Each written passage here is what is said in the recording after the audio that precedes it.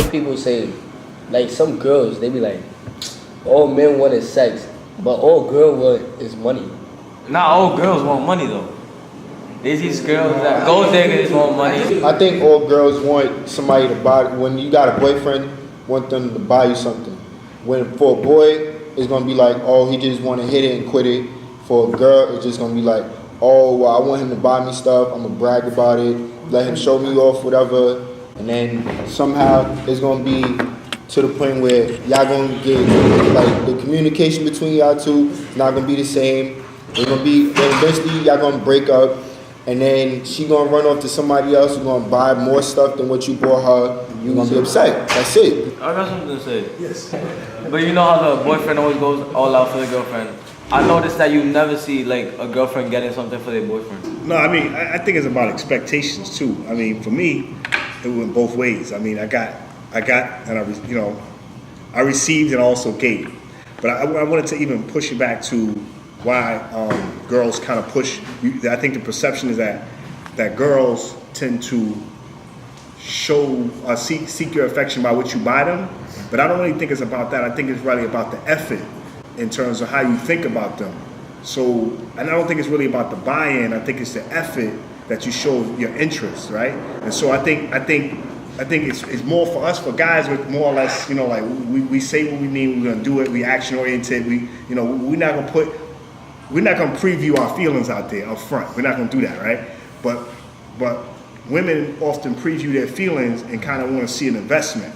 So the investment that they want to see is your effort that you put out you put out first before they invest in you. So that don't have to be buying something. That could be a walk, that could be an ice cream, that could be anything, but giving them your time and just a little something that says, more than me just listening to you all the time, talk to me, I'm thinking about you when you're not telling me to think about you, and this is what I'm doing for you when I'm not with you. So it's kind of strange, but that's how, we're kind of different.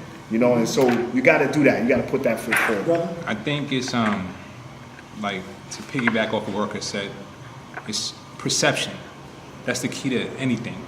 And you can't set the bar so high as far as going out and buying 12 dozen roses and you can't afford it. You understand? But if you know, and talking from my own experience, I know my wife's favorite color is navy blue. So I get some construction paper, do something light, and I'm talking about high school. So we was together from high school all the way through. So I didn't have a job. So you got to use the things that you know that connects with that person. And you do something in her favorite color, maybe cut out little hearts. You go to Hallmark, you can buy a car for $4.35, and it's all about how you do it, creativity. You understand? Like, don't ever set the bar so high, because then the expectations when it comes to females is they're gonna be expecting the next turnaround to be bigger than that first turnaround. You understand? You can't sit up here and say, well, I'm gonna get her a dozen roses and a cake and a teddy bear. And you wanna do all that good stuff, but then for her birthday, you gotta keep it going. Consistency. I got a question. Okay, yeah, my man Mike. Question for y'all three here. A question for the adult man. Okay, let's go. Yeah. Say if right now I'm with my girl. Okay. And it's been for 7 months already. Nice. So. You loyal? Yeah. Nice. So.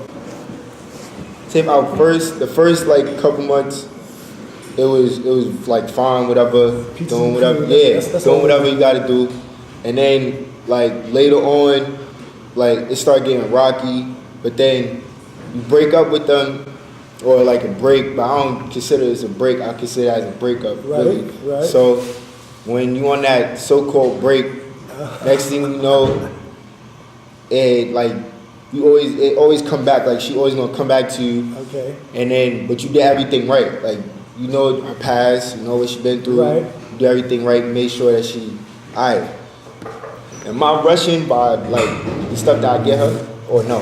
The biggest thing that you want to ask yourself is, if you was together for that 7 month stretch, right?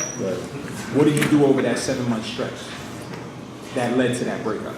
I didn't do anything. No, I'm not saying what you did. I'm talking about from a monetary aspect, because you're saying on a monetary aspect. You're not talking about an emotional aspect, because you're saying as far as buying stuff. Right. So that's monetary. Right. So in other words, over that 7 month stretch, you got to say, what did you do over that 7 month period? Did you do 2 cars? Did you go on 3 dates? Did you go to 4 movies? Add that up, right? Mm-hmm. So when you took that break, Are you back in it because she couldn't find somebody that could suit her needs the way you did? That's the question that a lot of men don't pose to themselves. You understand? Because you gotta remember, the things that you did, it resonates with her. It's there, it's pictured. So let's say she starts dating him for a 3-week stretch. Not to say she don't love you, but he may not fulfill her in the capacity financially, even though you may not give her $100. But the little things that you was able to do, now she comes back to you, and then she like, well, so you gotta, if she came back to you, now you have the power to say how this is dictated. I'm not sitting up here saying jump back into how it was 7 months ago. Anytime you have a break in anything, you starting from scratch. To me, you start when that date started back. You don't worry about what you did 7 months ago. And if she complains about what it is that you're not doing, then she's not really in it for you. She's in it for the glitz and the glory of what you was doing 7 months ago. But she couldn't find something else within that break. Always remember, life is a two-way street. She has emotions, you have emotions. There's a reason why you broke up. When you really sit down and you try to figure things out, a lot of times the misconception is I want to pick up where we left off. Theoretically, you could never pick up where you left off because there's a break. Anytime you have a break, you indulge, you looked, even if you're in touch, she may have indulged, she may have looked, she may have questioned, she may have wondered, she may have thought. Break, when you start that, that's when your clock starts. You could say, oh, we've been together 7 months, we had a break. That's why you're always gonna put that break in there. But you can't go back in that perception of, well, I want to continue to do the things that I did in the past. Because the past wouldn't have never got you to the break. You would have been consistent.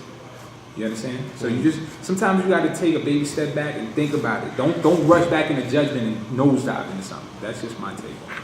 Alright, so it's the end of our show. That was a good show today. Talked about a lot of things, learned a lot of stuff. Shout out the principal over here, Mr. Rucker.